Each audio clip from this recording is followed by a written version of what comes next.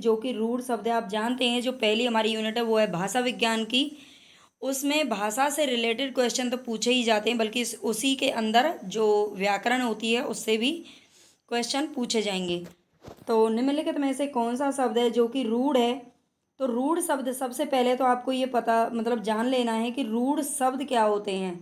रूढ़ शब्द जिनका कोई भी मतलब जिनको अगर हम तोड़ दें, जिनका हम क्या कर दें, वर्ण विच्छेद कर दें या शब्द शब्द विच्छेद कर दें तो उसका कोई भी अर्थ नहीं निकले, वो होता है रूढ़ शब्द। जो किसी भी एक शब्द के लिए प्रयुक्त किया जाता है, किसी एक चीज के लिए प्रयुक्त किया जाता है। और जैसे कि यौगिक शब्द होते हैं, यौगिक, योग का मतलब होता है जोड़ना, योग का मतलब होता है जोड़ना। तो यौगिक शब्द कौन से हुए? जहाँ पर दो या दो से अधिक शब्दों को क्या करके जोड़ करके एक शब्द नया बनाया जाए, उसको बोलते हैं यौगिक शब्द। और योग रूढ़ क्या होता है? तो योग रूढ़ आप जान लें कि एक हमने अगर आपने समास पढ़े हैं तो एक बहुब्री समास होता है, और बहुब्री समास और योग रूढ़ बिल्कुल सेम चीज़ें होती हैं। योग रूढ़ में क्या होता है कि उसमें कोई भी मतलब ना तो उनको अलग किया जाता है और ना ही उनका एक शब्द होता है, बल्कि वो किसी तीसरे अर्थ को प्रयुक्त करता है। क्या करता है? जैसे कि मान लो इसमें एक शब्द आया है यहाँ पर हमारा पंकज। अब पंकज का क्या अर्थ है? पंकज बोलते हैं कमल को, ठीक है। पंकज किसे बोलते हैं? कमल को बोलते हैं। तो जैसे कि पंकज हो गया, लंबोदर हो गया, है ना, और जैसे कि चतुरानन हो गया और दशानन हो गया, ये सारे जो शब्द होते हैं अगर हम समास में बात करें तो ये बहुब्री में आते हैं, लेकिन समास तो आपके उसमें है नहीं सिलेबस में। तो हम यहाँ पर योग रूढ़ को पढ़ रहे हैं। तो योग रूढ़ क्या होता है? जिसका तीसरा अर्थ निकलता है, कोई दो का अर्थ मतलब नहीं बताता है, किसी तीसरे का ही अर्थ वहाँ पर निकले, वो होता है योग रूढ़ शब्द। तो आई होप आपको रूढ़, यौगिक और योग रूढ़ में अब कोई भी कन्फ्यूजन नहीं रहेगा। रूढ़ शब्द, रूढ़ का तो आप मतलब समझते ही हैं, जो कि पारंपरिक होता है, किसी एक चीज़ का अर्थ होता है, ठीक है। जैसे कि यहाँ पर घोड़ा है, आप मान लीजिए यहाँ पर घो और प्लस डा, इसको आपने क्या कर दिया? अलग कर दिया। तो घो का क्या कोई अर्थ निकलता है? बिल्कुल नहीं निकलता, और डा का भी कोई अर्थ नहीं निकलता। तो इसका मतलब जो घोड़ा शब्द है ये क्या हो गया? रूढ़ शब्द हो गया। घोड़ा, आप जानते हैं घोड़ा जिसकी चार टांगे होती हैं, एक लंबी पूंछ होती है और जो बहुत तेज गति से दौड़ता है ना, वो होता है घोड़ा। तो किसी एक चीज के लिए इसको प्रयुक्त किया जाता है, बाकी किसी को तो हम घोड़ा नहीं बोलते, है ना। जैसे कि यहाँ पर आया है घुड़सवार, तो घुड़ प्लस में सवार, यानी कि जो कि घोड़े पर सवार हो। तो यहाँ पर दो शब्दों को जोड़ करके बनाया गया है। तो यहाँ पर क्या हो गया? यौगिक हो गया। और पंकज योगरूढ़ शब्द होता है। पुस्तकालय, पुस्तक प्लस में आलय, पुस्तक आप जानते ही हैं किताबों को बोलते हैं, और आलय का मतलब होता है घर, ठीक है। आलय का मतलब क्या होता है? घर होता है। तो पुस्तकों का जो घर होता है, यानी कि पुस्तकालय, लाइब्रेरी जिसे हम बोलते हैं, वो हो गया यौगिक शब्द। तो आई थिंक आपको समझ में आ गया होगा। हमने तीनों चीज़ यहाँ पर देख ली हैं, थोड़ा सा इसी तरह से हम पढ़ लेंगे ताकि आपको एक क्वेश्चन ही नहीं बल्कि बहुत सारी चीज़ें आपको रिवाइज हो जाएं। वैसे आपने पढ़ ली होंगी, मैं ये नहीं कह रही नहीं पढ़ी होंगी। तो चलते हैं आगे क्वेश्चन की तरफ। कामता प्रसाद गुरु के अनुसार निम्नलिखित का हिंदी भाषा की उत्पत्ति के अनुसार सही क्रम क्या है? तो कामता प्रसाद गुरु के अनुसार हमें यहाँ पर बतानी है, जो ये हमें हिंदी भाषा की उत्पत्ति उत्पत्ति यहाँ पर दे रखी है, किस भाषा की उत्पत्ति कहाँ से हुई है, तो इनका सही क्रम आपको बताना है। शौरसेनी, नागर अपभ्रंश, पश्चिमी हिंदी और वर्तमान हिंदी। तो सबसे पहले जो आप जानते हैं जो पश्चिमी हिंदी है वो कहाँ से निकली? जो वर्तमान हिंदी हमारी चल रही है वो शौरसेनी अपभ्रंश से मानी जाती है। तो सबसे पहले आती है शौरसेनी अपभ्रंश, उसके बाद बी नागर अपभ्रंश, और फिर सी पश्चिमी हिंदी निकलती है, और फिर उसको आधुनिक हिंदी का रूप दे दिया गया है। तो ए बी सी डी बिल्कुल इसका क्या है? सही क्रम है। आप ध्यान रखेंगे इसको, शौरसेनी, फिर नागर अपभ्रंश, फिर पश्चिमी हिंदी और फिर वर्तमान हिंदी, ठीक है। यही यही इसका सही क्रम है। संविधान के अनुच्छेद 343 में आप जानते हैं संविधान का जो अनुच्छेद है 343 से लेकर के 351 तक, कहाँ से लेकर के 343 से 351 तक, सॉरी 351 तक हमारी जो भारत की राजभाषा है हिंदी, उसके बारे में वर्णन वर्णन किया हुआ है, ठीक है। तो यहाँ पर अनुच्छेद 343 की बात हो रही है ओनली। 343 में संघ की राजभाषा के बारे में कौन से प्रावधान किए गए हैं? तो बताएं आप। संघ की राजभाषा हिंदी और लिपि देवनागरी होगी, ये बिल्कुल कहा गया है उसमें। 343, ये ध्यान रखना, 343 अनुच्छेद की बात हो रही है। संघ की राजभाषा हिंदी होगी, ये उसमें बिल्कुल मेंशन किया हुआ है, और उसकी लिपि है जो वो देवनागरी होगी। तो आप जानते ही हैं हमारी राजभाषा हिंदी है और लिपि क्या है उसकी, देवनागरी। शासकीय परियोजनाओं के लिए, शासकीय परियोजना का मतलब सरकार के जो भी काम होते हैं सरकारी कामों के लिए भारतीय अंकों का अंतर्राष्ट्रीय रूप मान्य होगा। अंतर्राष्ट्रीय रूप आप समझते हैं, 1 2 3 4, जो इस तरह से हम लिखते हैं ना, जो हम डेली यूज़ में हम हमेशा ही लिखते हैं, वो है अंतर्राष्ट्रीय रूप। तो ये किस में लिखा हुआ है, हमारे अनुच्छेद 343 में ये लिखा हुआ है कि शासकीय परियोजनाओं के लिए भारतीय अंकों का अंतर्राष्ट्रीय रूप मान्य होगा, बिल्कुल होगा। आप जानते हैं जो एक प्रकार की जो हमारी हिंदी वाली गिनती होती हैं, वो शायद मतलब ऐसे मुझे तो ठीक से नहीं आती वो, लेकिन उनका यही तरीका इस तरह का होता है लिखने का, है ना। तो ये अलग होती हैं और ये अलग होती हैं, मतलब 1 2 3 हम ज़्यादातर क्या करते हैं, यूज करते हैं, ये हमारे संविधान में लिखा हुआ है। राजभाषा के बारे में राष्ट्रपति एक आयोग का गठन करेंगे, ये उसमें लिखा हुआ नहीं है, 343 के अंदर ये नहीं है ये बात। उच्च न्यायालय और उच्चतम न्यायालय की संपूर्ण कार्यवाही अंग्रेजी भाषा में होगी। भाई संपूर्ण कार्यवाही की बात तो नहीं की गई उसमें, हिंदी मतलब हिंदी और इंग्लिश, हिंदी एंड इंग्लिश मतलब दोनों की बात की गई है। क्या कौन किसकी बात की गई है, हिंदी और इंग्लिश दोनों की बात की गई है, तो एक की बात इसमें नहीं है। तो ये दो जो आपके पॉइंट हैं, ये दोनों के दोनों किस में हैं, 343 के अंदर हैं, बाकी इसमें नहीं है। निम्नलिखित में से कौन सी भाषा है, निम्नलिखित में से कौन सी भाषा है जो आर्य भाषाओं में शामिल नहीं है। तो इसमें से आप जानते हैं यूनानी, लैटिन, फारसी और अरबी यहाँ पर दे रखी हैं। तो आर्य भाषाओं में कौन सी भाषा इसमें से शामिल नहीं है।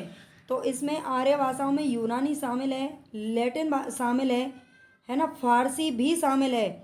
हम इसको बिल्कुल कन्फ्यूज़न में पड़ जाएंगे कि हम सोचेंगे कि फारसी तो नहीं हो सकती, लेकिन जो फारसी भाषा है वो आर्य भाषाओं में शामिल है। लेकिन यहाँ पर जो अरबी भाषा है, कौन सी भाषा है, अरबी भाषा है, ये हमारी किस में शामिल नहीं है, तो ये आर्य भाषाओं के अंदर शामिल नहीं है। ठीक है, तो इसको आप अच्छे से ध्यान रख लेना, ये आर्य भाषाओं के अंदर कौन सी शामिल नहीं है, तो अरबी भाषा नहीं है। ठीक है, बाकी आप एक बार आर्य भाषाओं को देख लेना, आर्य भाषाओं में कौन सी आती है, ज़्यादातर यही पूछी जाती हैं। एक सेकंड,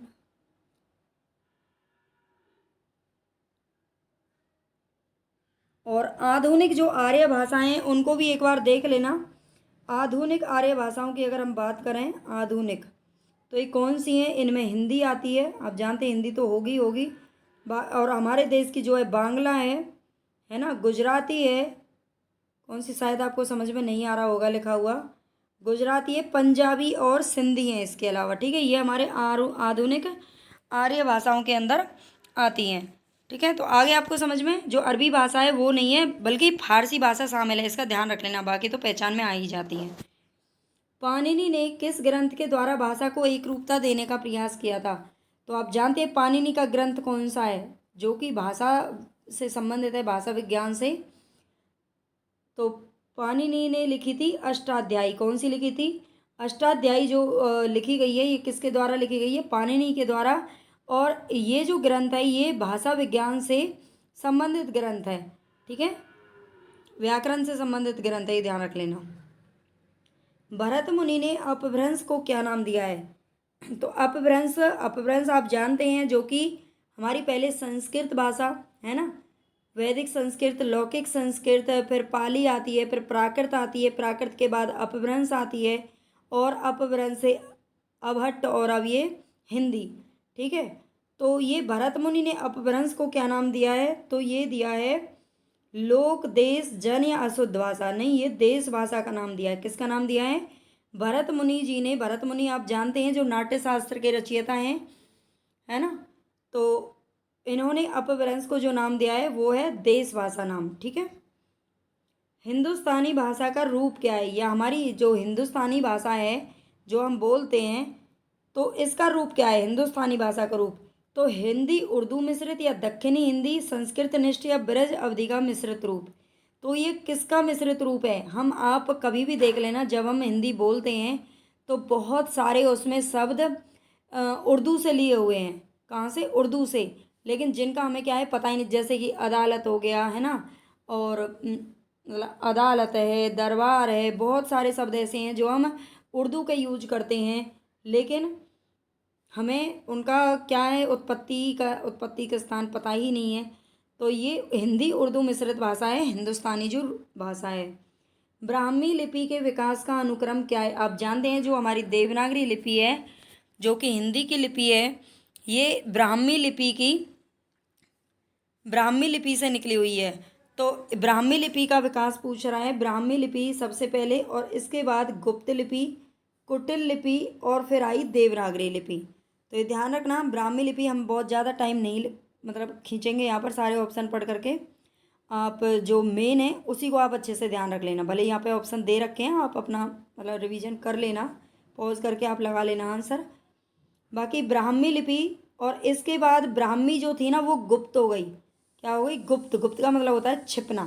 ठीक है, गुप्त का मतलब क्या होता है? छिपना। ऐसे मतलब याद कर लेना कुछ ट्रिक लगा के। तो ब्राह्मी पहले ब्राह्मी थी, ब्राह्मी क्या हुआ, मतलब ब्रह्मा जी क्या हुए? गुप्त हो गए, छिप गए। और उसके बाद कुटिल, उसके बाद क्या हुआ? कुटिल लिपि, है ना। उन्होंने कुटिल लोगों को देखा और फिर उन्होंने क्या किया? देवनागरी यानी कि देवों के नगर में चले गए। ब्रह्मा जी कहाँ चले गए? देवों के नगर में। यानी कि ब्राह्मी लिपि, गुप्त लिपि, कुटिल लिपि, और इसके बाद में आती है देवनागरी, वो देवों के नगर में चले गए। ठीक है। साहित्यिक अपभ्रंश को पुरानी हिंदी नाम किसने दिया है? अब यहाँ पे आप बिल्कुल कन्फ्यूजन, जिन्होंने अच्छे से नहीं पढ़ा होगा वो बिल्कुल कन्फ्यूज होंगे कि पुरानी हिंदी का नाम देखकर ही अगर हम थोड़ा कभी नहीं ठीक से रिवाइज करते हैं तो हमारे अंदर नाम आता है चंद्रधर शर्मा गुलेरी का, है ना। पुरानी हिंदी का नाम आते ही हम सोचते हैं कि चंद्रधर शर्मा गुलेरी ने कहा है, लेकिन नहीं, इसका ये आंसर बिल्कुल रॉन्ग है। चंद्रधर शर्मा गुलेरी ने नहीं कहा था। ये साहित्यिक अपभ्रंश की बात हो रही है। जो चंद्रधर शर्मा गुलेरी थे उन्होंने किसको अपना नाम दिया था? तो ये परवर्ती अपभ्रंश को दिया था। किसको दिया था? परवर्ती अपभ्रंश यानी कि अभट्ट को। किसको नाम दिया था? अभट्ट को दिया था। ठीक है। और ये यहाँ पर बात हो रही है साहित्यिक जो अपभ्रंश थी, जिनमें स्वयंभू, धनपाल और पुष्पदंत, इन्होंने जो रचनाएं की थी उसको क्या नाम, पुरानी हिंदी नाम किसने दिया था? तो ये दिया था रामचंद्र शुक्ल जी ने। किसने नाम दिया था? रामचंद्र शुक्ल जी ने ये नाम दिया था। ठीक है, ये ध्यान कर लेना इसका। चंद्रधर शर्मा गुलेरी ने परवर्ती अपभ्रंश यानी कि जो अभट्ट भाषा थी उसको पुरानी हिंदी बोला था, जबकि रामचंद्र शुक्ल जी ने साहित्यिक अपभ्रंश को नाम दिया था पुरानी हिंदी के। संविधान की 8वीं अनुसूची में कौन सी भाषा है जो कि शामिल नहीं है? तो आप आज जानते हैं जो संविधान है, संविधान के इसमें 22 भाषाएं, कितने इसके भाग 17 में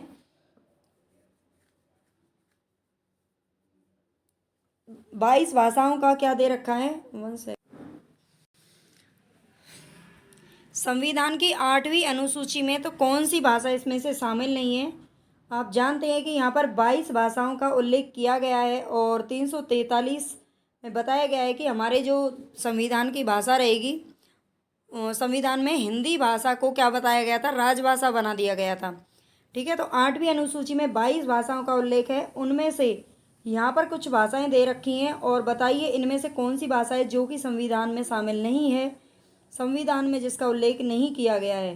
तो नेपाली भाषा, आप बिल्कुल नेपाली को समझेंगे कि नेपाली तो बाहर की भाषा है, तो ये तो हो ही नहीं सकती, बल्कि ये है, जो नेपाली भाषा है ये उसमें सम्मिलित है। मैथिली भाषा भी है, और भोजपुरी और राजस्थानी और डोगरी भाषा भी आप जानते हैं।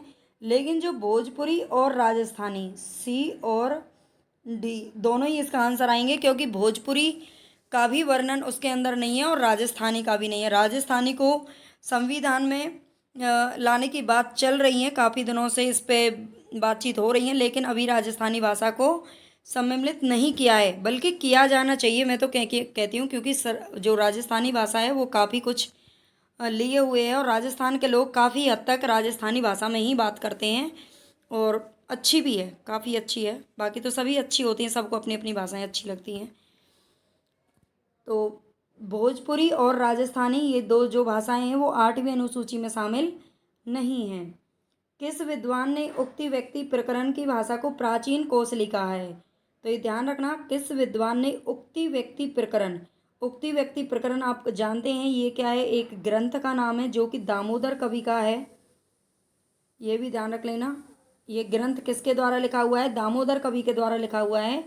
और इसकी भाषा को प्राचीन कोसली किसने कहा है? तो ये कहा है डॉक्टर सुनीत कुमार चटर्जी ने, ठीक है, जो कि एक भाषा वैज्ञानिक ही थे। तो इन्होंने, सुनीति कुमार चटर्जी ने उक्ति व्यक्ति प्रकरण की भाषा को प्राचीन कोसली नाम दिया था। सुमेलित करना है आपको ब्रज भाषा। ब्रज भाषा कहाँ पर बोली जाती है? देखो यहाँ से भी एक क्वेश्चन हमेशा ही फ्रेम किया जाता रहा है, तो यहाँ से आप ध्यान रख लेना कौन कौन सी भाषाएं कहाँ कहाँ पर बोली जाती हैं, उनका थोड़ा सा मतलब मोटा मोटा जो क्षेत्र हैं उनको जरूर याद कर लेना। तो ब्रज भाषा आप जानते हैं जो मथुरा है, मथुरा क्षेत्र को ब्रज बोला जाता है। जो मथुरा जिला है इस क्षेत्र को क्या बोला जाता है? मथुरा वृंदावन वाला, इसको ब्रज क्षेत्र बोला जाता है। तो ब्रज भाषा भी जाहिर सी बात है इधर ही बोली जाती है ना।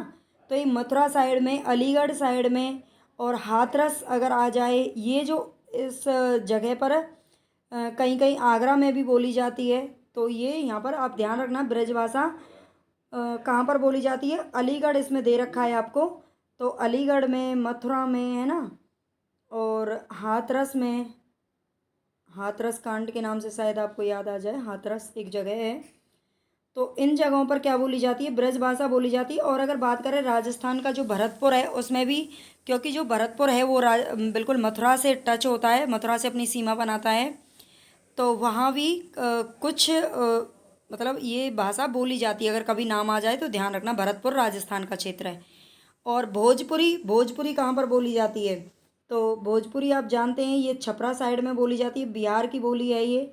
और मैथिली दरभंगा और अवधी सुल्तानपुर में बोली जाती है। कहाँ पर बोली जाती है? अवधी सुल्तानपुर के अंदर, मतलब अयोध्या साइड में, और उधर आप जाएंगे तो क्या बोली जाती है? अवधी भाषा बोली जाती है। निम्नलिखित ध्वनियों को उनके गुणों के साथ सुमेलित करना है। तो यहाँ से आप देख लेना अच्छे से, सघोष और अघोष, यानी कि अगर एक तो होता है प्राणों के आधार पर, प्राणों के आधार पर कितने भागों में बांटा जाता है वर्णों को? तो 2 भागों में बांटा जाता है, अल्प प्राण और महाप्राण, ठीक है। यहाँ पर महाप्राण आपको ये दे रखा है और अल्प प्राण भी दे रखा है। एक होता है वायु, है ना, वायु जो निकलती है, यानी कि स्वर तंत्री के आधार पर, स्वर तंत्री के आधार पर हमारे जब हम इनको बोलते हैं, वर्णों को बोलते हैं, तो हमारे गले में कुछ स्वर तंत्रियाँ होती हैं, उनके आधार पर भी 2 भागों में बांटा जाता है, सघोष और अघोष, ठीक है। ध्यान रखना, सघोष और अघोष, ठीक है। सघोष और घोष एक ही चीज़ होती है, अघोष अलग चीज़ होती है। तो यहाँ पर मैं इनको थोड़ा सा एक्सप्लेन कर देती हूँ मैं। तो क की अगर बात करें, देखो सघोष की अगर बात करें तो ये जो वर्ग हैं उनके तीसरा, चौथा और पांचवा वर्ण होते हैं। और अगर हम महाप्राण की बात करें तो ये दूसरा और चौथा वर्ण होते हैं, है ना।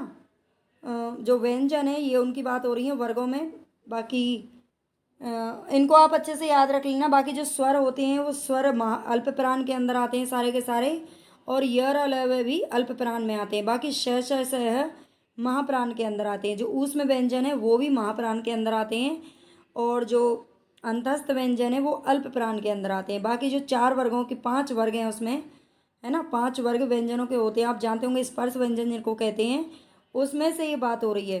तो तीसरा, चौथा और पांचवा ये क्या होता है? ये सघोष होते हैं। क्या होते हैं? सघोष होते हैं। और महाप्राण होते हैं दूसरा और चौथा व्यंजन।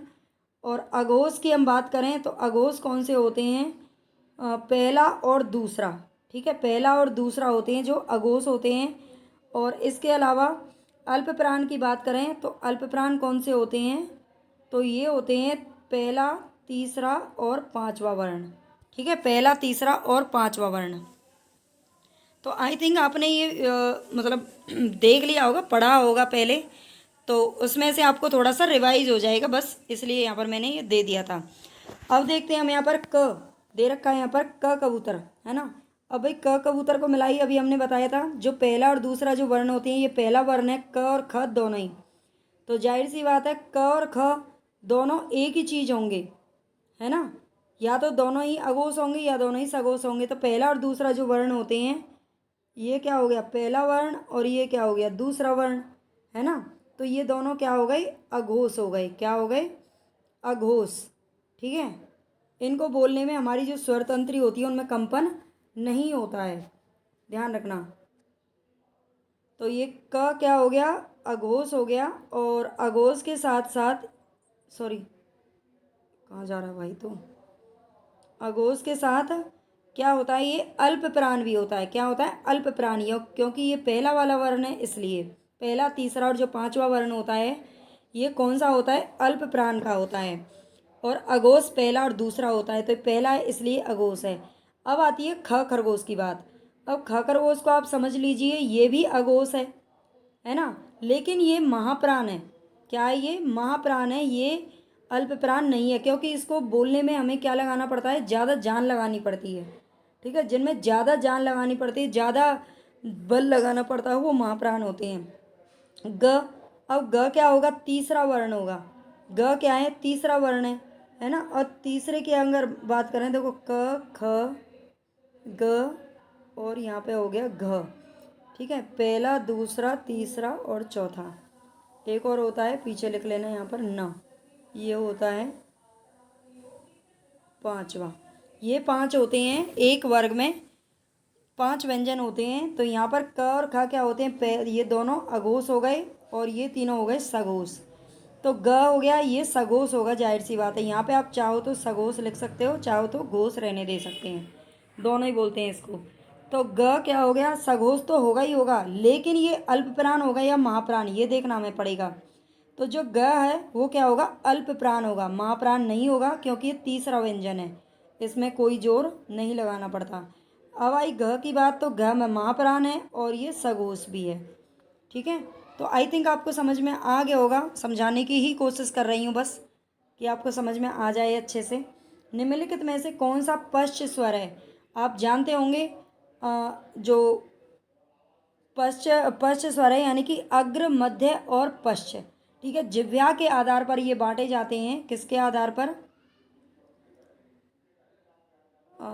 जिह्वा के आधार पर। जिह्वा के आधार पर जो स्वर होते हैं उनको तीन भागों में बांटा जाता है। कितने भागों में, तीन भागों में। तो एक तो होता है अग्रभाग, एक होता है मध्य भाग और एक होता है पश्च भाग। ठीक है, अग्र का मतलब आगे वाला भाग, जिह्वा का, जिह्वा आप समझते होंगे जीभ को बोलते हैं, है ना। तो जीभ जो होती है उसका आगे वाला जो भाग होता है वो होता है अग्रभाग, मध्य बीच वाला भाग और पश्च पीछे वाला भाग। अब इन वर्णों को आप बोल के देख लीजिए, है ना। तो अ कैसे बोला जाता है, मध्य स्वर सिर्फ एक ही होता है, मैं सीधा सीधा आपको बता देती हूँ, वैसे भी टाइम लग रहा है। ये होता है मध्य स्वर। कौन सा होता है, मध्य स्वर होता है। अ सिर्फ एक ही है मध्य स्वर में। आ की अगर बात करें तो आ आप बोल के देखिए अपने मुंह से, जो आ है उस वो बिल्कुल कंठ में से उसकी आवाज़ होके आ रही है कि नहीं आ रही है, मतलब आ पूरा पीछे से खींच करके आ रही है। तो ये हो गया पश्च स्वर। कौन सा हो गया, पश्च स्वर हो गया। और अगर हम बात करें ई और ए, इन दोनों को आप बोल के देख लीजिए, बिल्कुल ये जीभ के आगे से मतलब थोड़ी सी आवाज़ से बोल जाते हैं, ई ए, है ना। आपको मैं नहीं दिखाई दे रही हूँ, लेकिन आप मुंह से अपने से बोल के देख लेना। ये हो गया अग्रभाग। कौन सा भाग हो गया, अग्रभाग हो गया। तो आई थिंक आपको समझ में आ गया होगा। इनका एक बार रिवीजन करना बहुत ज़रूरी है, यहाँ से क्वेश्चन पूछे जाते हैं। चलते हैं नेक्स्ट क्वेश्चन की तरफ। निम्नलिखित हिंदी भाषाविदों को उनके ग्रंथों के साथ सुमेलित करना है। ठीक है, तो ग्रंथों के साथ सुमेलित करना है। ग्रंथ और ये थोड़ा सा मिक्स हो गए हैं, तो देख लेते हैं, समझ लेते हैं। यहाँ पर कामता प्रसाद गुरु की यहाँ पर बात हो रही है। तो कामता प्रसाद गुरु ने कौन सा लिखा था, ग्रंथ कौन सा लिखा था। तो कामता प्रसाद गुरु ने लिखा था भाई हिंदी व्याकरण। कौन सा लिखा था, हिंदी व्याकरण। ये लिख लीजिए यहाँ पे, ठीक है, हिंदी व्याकरण। किशोरी दास वाजपेयी ने लिखा था हिंदी शब्दानुशासन। अब जो मैं बोल रही हूँ उस पर ध्यान दे लेना प्लीज़, इस पे ध्यान मत देना कि ये थोड़ा सा उल्टा पुल्टा हो गया, ध्यान नहीं रहा मुझे करने का। तो कामता प्रसाद गुरु ने हिंदी व्याकरण लिखा था, आप जानते हो वो बहुत बड़े वैयाकरण थे। और किशोरी दास वाजपेयी ने लिखा था हिंदी शब्दानुशासन। और अगर हम बात करें उदय नारायण तिवारी की, तो उदय नारायण तिवारी ने क्या लिखा था? इन्होंने लिखा था भाई ये वाला, हिंदी भाषा का उद्भव और विकास, ये आता है सी पे, है ना। और रामविलास शर्मा ने लिखा था भाषा और समाज। कौन सा लिखा था? भाषा और समाज लिखा था। ठीक है, तो समाज के बारे में कौन चिंता करता है? राम जी करते हैं, राम। ठीक है। और उदय नारायण तिवारी, उदय, उदय किसका होना है? हिंदी भाषा का उदय होना है, उदय या उद्भव एक ही बात है। किशोरी दास वाजपेयी, किशोरी दास ने क्या लिखा? शब्दों का अनुशासन, है ना। जो दास होते हैं ना वो बहुत अच्छे से अनुशासन में रहना सीख जाते हैं। तो किशोरी दास वाजपेयी ने हिंदी शब्दानुशासन। कामता प्रसाद गुरु तो व्याकरण आप जानते ही होंगे। सुमेलित कीजिए, इसको सुमेलित करना है। देखो हमारे इसमें जो भाषाएं दे रखी हैं, बोलियां दे रखी हैं, वो अलग अलग बोलियों में जो कौन सी मतलब शब्द की, कौन से स्वर की, कौन सी मात्रा की सबसे ज़्यादा बहुलता पाई जाती है, तो वो यहाँ पर इस टाइप का क्वेश्चन आता है। तो करो, ये करो जो शब्द है ये कहाँ पर बोला जाता है? देखो एक शब्द दे दिया आपको यहाँ पर करो। हम जो हिंदी भाषा है उसमें सिंपल सिंपल बोलते हैं करो, बोलते हैं कि नहीं बोलते हैं? करो। तो यहाँ पर आप जान दीजिए ये बोली दे रखी है यहाँ पर, है ना। ये भाषा नहीं है, ये है बोली। अब बोली करो किस में बोला जाता है? बांगरू में। किस में बोला जाता है? बांगरू, जो कि हरियाणा साइड में बोली जाती है और थोड़ा बहुत दिल्ली साइड में भी बोली जाती है, वो है बांगरू। करो, है ना। जैसे कि ये काम कर लो, ये काम तुम करो, ये तुम्हें करना है। जैसे कि ये करो बिल्कुल एकदम हिंदी भाषा जो हम अच्छी तरह बोलते हैं। करहू, है ना, करहू। आप कभी भी देख लेना, तुलसीदास जी की जो रामायण है वो अवधी भाषा में लिखी हुई है, रामचरितमानस, सॉरी, रामायण तो वाल्मीकि जी ने लिखी थी। तो रामचरितमानस जो है वो अवधी भाषा में लिखी हुई है, और अवधी भाषा में लिखी होने के वजह से आप कभी भी उसकी चौपाई पढ़ना तो उसमें ऊ की जो मात्रा है ना, ऊ की मात्रा है ना, वो बहुत ज़्यादा मात्रा में आती है ऊ की मात्रा, ऊ की मात्रा, उसमें बहुलता होती है ऊ की मात्रा। करहू, तो करहू किससे अवधी भाषा में बोली जाती? करो, है ना, करो, तुम करो ये काम, है ना। बिल्कुल, ये थोड़ा सा मैं भी सीख गई हूँ, है ना, मथुरा में रहने की वजह से। तो एक करो ब्रज भाषा में बोला जाता है। करा, ये भोजपुरी भाषा का शब्द है। आकार बहुला, आकार बहुला कौन सी शब्द है? तो भोजपुरी भाषा है। उकार बहुला अवधी भाषा है। और ओकार बहुला इसको बोलेंगे ब्रज भाषा है। और बाकी तो करो तो आप समझ ही लेना, बांगरू जो हरियाणा साइड में बोली जाती है वो ऐसे ही बोलते हैं। भाषाओं के पारिवारिक वर्गीकरण का आधार क्या है? तो भाषाओं के पारिवारिक वर्गीकरण का आधार क्या? रूप रचना है, ध्वनि है, इतिहास है, या फिर अर्थ है? तो बिल्कुल जो भाषाएं आप उसके परिवार का पूरा वर्गीकरण देख लेना, वो इतिहास पर डिपेंड कर रहा है। निम्न शब्दों को संधि के साथ सुमेलित करना है।